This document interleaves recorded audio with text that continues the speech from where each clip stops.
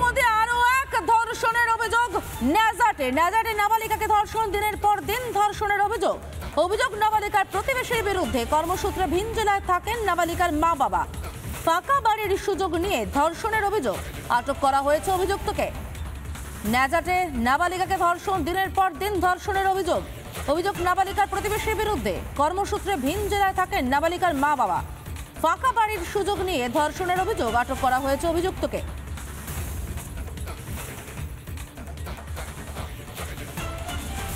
নাবালিকার আত্মীয় তিনি কি বলছেন এ বিষয়ে শুনে নেব। স্ক্যান করতে গেছিল, স্ক্যান করে চলে আসবে, আর ওই টাইম ওই ছেলেটা এখন গিয়ে ওকে দরজা খুলে, মানে একটা মহিলা আসছিল ওই পাশের বাড়ি, আসার পর দেখেন আওয়াজ হচ্ছে, বাচ্চাটা চেষ্টারি করছে। তাও ও মহিলাটা ভয়তে আবার গিয়ে পাশে আর একটা মহিলাকে ডেকে নিয়ে আসার পরে এসে দরজা খুলে দেখে না ওই মিজান বলে সে ওই ছেলেটা ওই ধর্ষণ, কারো উপরে শরীর ধর্ষণ করে। এখন মহিলা দুটো ধরতে পারে না। মেয়েটা যখন আমার বাড়িতে যায়, মেয়েটা যাওয়ার পরে বললাম, জিজ্ঞেস করলাম, তা ও বলেছে যে মুখ চেপে ছিল, এইসব ছিঁড়ে দিয়েছে, এটা কাপড় চাপড় ছিঁড়ে দিয়ে আমরা ন্যায় সুবিচার পাই, নিজ বিচারটা যেন আমরা পাই। স্থানীয় তৃণমূল ও বিজেপি নেতৃত্ব এ বিষয়ে কি বলছেন আমরা শুনে নেব। একজন মহিলা মুখ্যমন্ত্রীর রাজত্বে এই মুহূর্তে পশ্চিমবঙ্গে সবচেয়ে বেশি নিরাপত্তাহীন বাংলার মহিলারাই। লক্ষ্মীর ভাণ্ডারের গাজর ঝুলিয়ে ভোট বৈতরণী পার করা যায়, কিন্তু বাংলার নারীদের প্রকৃত সুরক্ষা দিতে ব্যর্থ তৃণমূলের সরকার।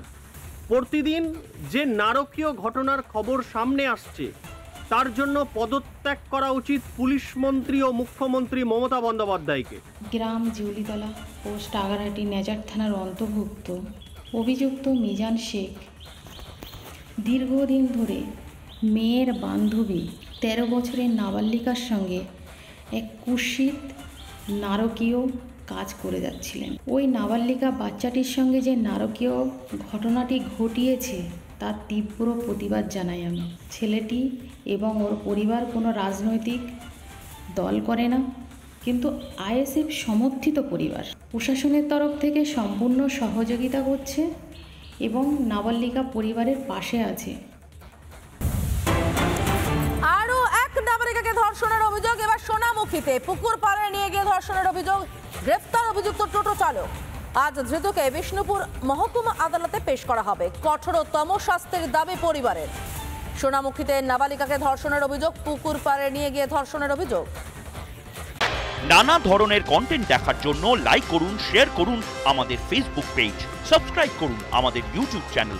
পাশাপাশি অন্যান্য ব্রেকিং নিউজের জন্য অবশ্যই চোখ রাখুন রিপাবলিক বাংলায়।